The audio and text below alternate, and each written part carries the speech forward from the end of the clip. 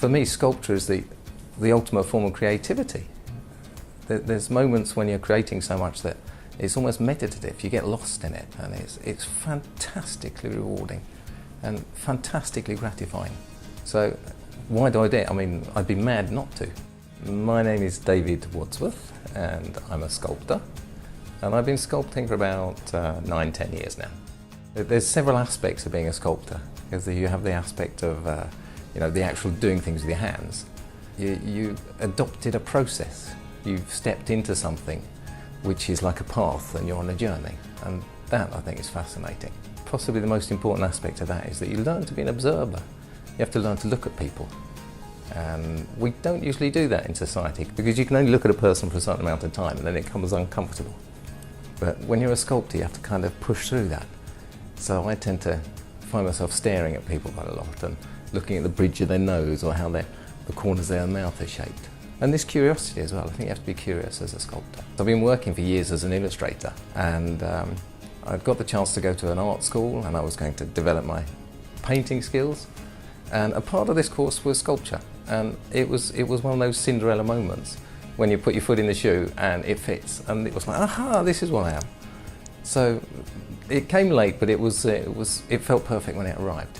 I didn't consider myself particularly creative when I was younger, but I've found out recently that people tend to play with toys when they're younger, and they try to replicate that when they get older in their working lives. You don't necessarily know what you're doing, but you tend to go back to things that are very deep down inside you. And sometimes I can look at an empty space, and in my mind I'm creating something that fits into this space as well. So inspiration just can be the lack of something sometimes as well. I work figuratively, so a lot of my work is about human interaction.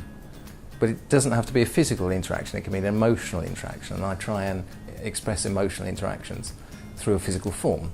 I try to always to catch an element of movement in my sculptures. I don't want them to feel like they're standing still.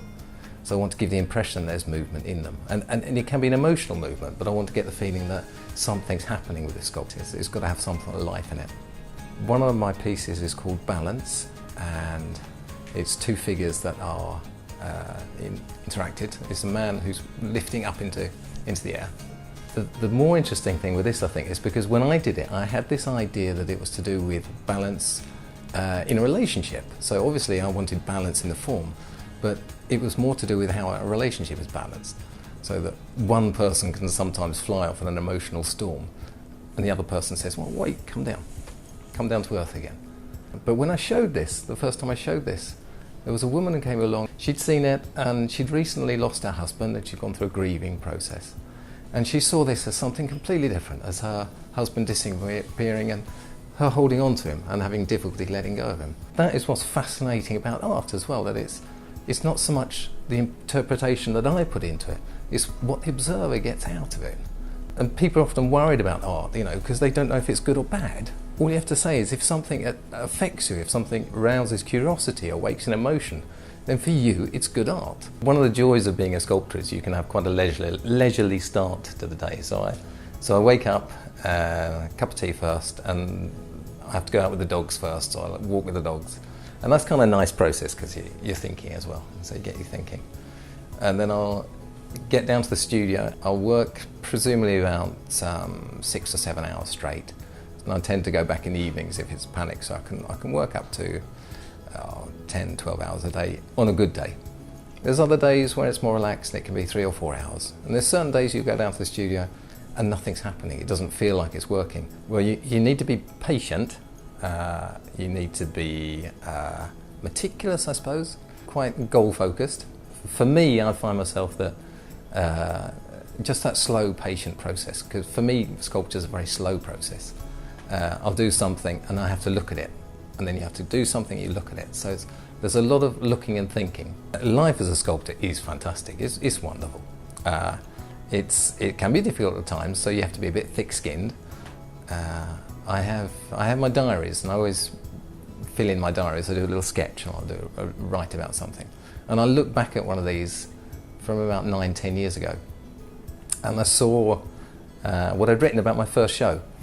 And it said, I have just had my first show, and I sold absolutely nothing. I'm a failed sculptor. But then there was a pause. But I am a sculptor. The moments I love are when I'm working with wax. Wax is wonderful. I use wax when I'm making a bronze. And you use a hot knife on wax and you just move it along a certain surface of the sculpture. And there's so much life that comes out from this. And sometimes it's almost, it has its own life. You'll do something with a hot knife and something magical appears on the sculpture. Those are the points where you're in the flow, you don't think about what you're doing, and you're just producing something that looks fantastic. So yeah, it's fun.